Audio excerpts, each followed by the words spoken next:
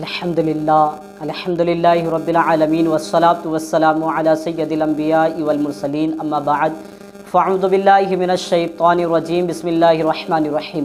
पढ़िए अस्सलातु वस्सलामु अलैका या रसूलल्लाह व अला आलिका व अस्हाबिका या हबीबल्लाह। मीठे मीठे और प्यारे प्यारे इस्लामी भाइयों, आपका अपना यूट्यूब चैनल इस्लामी नेटवर्क में आपको खुशामदीद कहते हैं।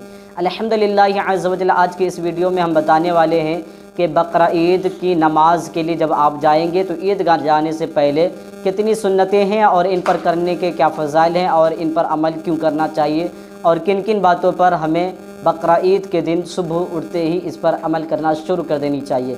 तो आज ऐसी 10 हम सुन्नतें बताने वाले हैं जो बकरा ईद के दिन के लिए ख़ास है।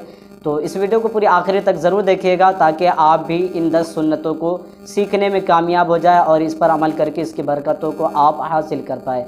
तो अगर चैनल पर नए हैं तो चैनल को सब्सक्राइब कर लीजिए, बेल के आइकन को प्रेस कर लीजिए ताकि मेरी अगली वीडियो की नोटिफिकेशन आपको सबसे पहले मिल पाए।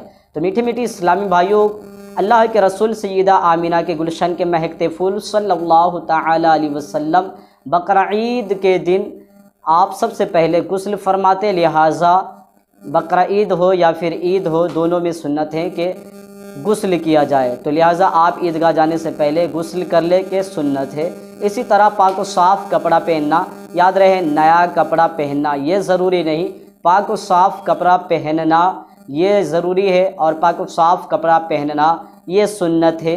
इत्र लगाना यानी खुशबू लगाना ये मेरे मीठे और प्यारे आका सल्लल्लाहु तआला अलैहि वसल्लम की सुन्नत है। इसी तरीके से मीठी मीठी और प्यारे प्यारे इस्लामी भाइयों, ईदगाह के लिए पैदल जाना, अगर आप मजबूर हैं, माजूर हैं, अगर कोई तकलीफ़ हो तो आप गाड़ी से जा सकते हैं, कोई आपको ये पाबंदी नहीं है बल्कि ये सुन्नत है। मीठी मीठी इस्लामी भाइयों, इसी तरीके से ईदगाह जाते वक्त अगर आप ईद की नमाज़ के लिए जा रहे हैं तो आहिस्ते आवाज़ में तकबीर तशरीक यानी अल्लाहु अकबर ला इलाहा इल्लल्लाहु वल्लाहु अकबर वलिल्लाहिल हम्द, ये तकबीर आप आहिस्ता पढ़ते हुए जाए, ये सुन्नत है। और अगर बकरा ईद की नमाज़ के लिए आप तशरीफ़ ले जा रहे हैं ईदगाह तो बुलंद आवाज़ से ये तकबीर पढ़ते हुए जाना ये भी सुन्नत है।